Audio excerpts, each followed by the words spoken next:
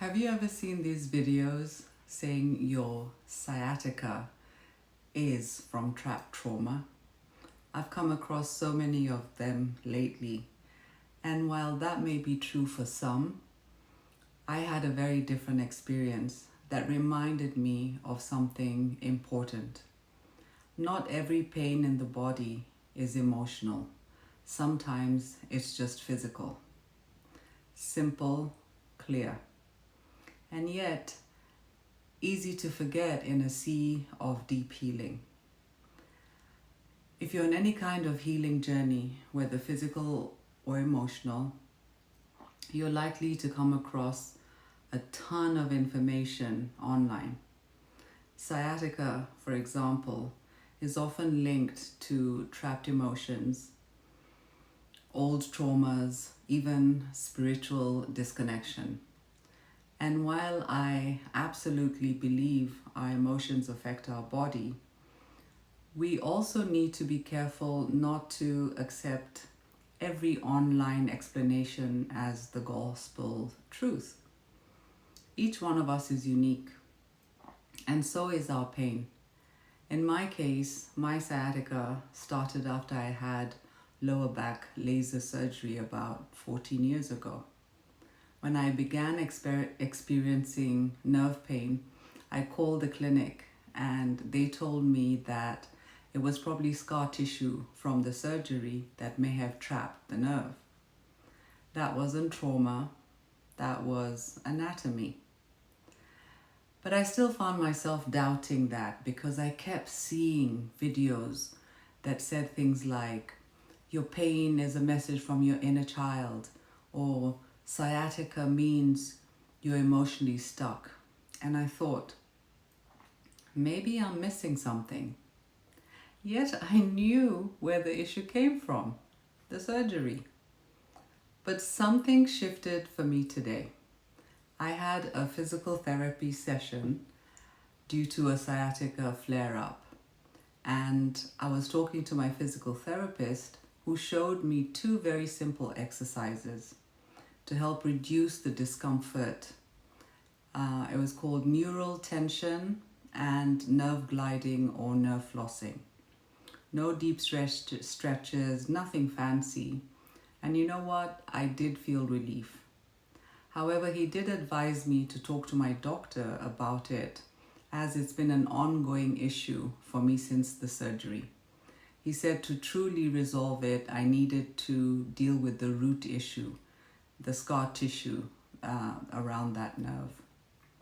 And I was telling him about the videos I saw online.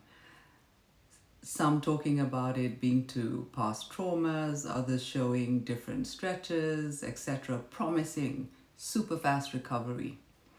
He told me that the issue with those videos or information out there is that it's not that they're wrong, but that we forget our bodies are unique. And we sometimes get pulled into the latest remedy or viral video rather than trying something simple that works to start with. It's also easy to create even more problems when following routines online because there's no one there with you watching to make sure that you're doing it correctly. That's when it hit me. Sometimes the body just needs support, not a story. I learned not to link every single ache or pain to past trauma. It's important to think back to when the issue started. And for me, it was the surgery. Have you experienced anything similar that ended up being just a physical problem, not tied to your past wounding? Yes, healing emotionally matters. But not all pain is a metaphor. Sometimes it's just scar tissue pressing on the nerve. This is why I'm sharing this today.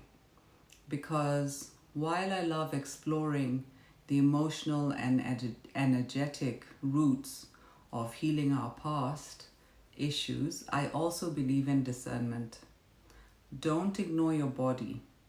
Don't dismiss professional care. And please don't feel you're broken if your healing doesn't look like someone else's. Some people may need therapy. Others might just need a good physical therapist and consistency. Some may need both and a lot more.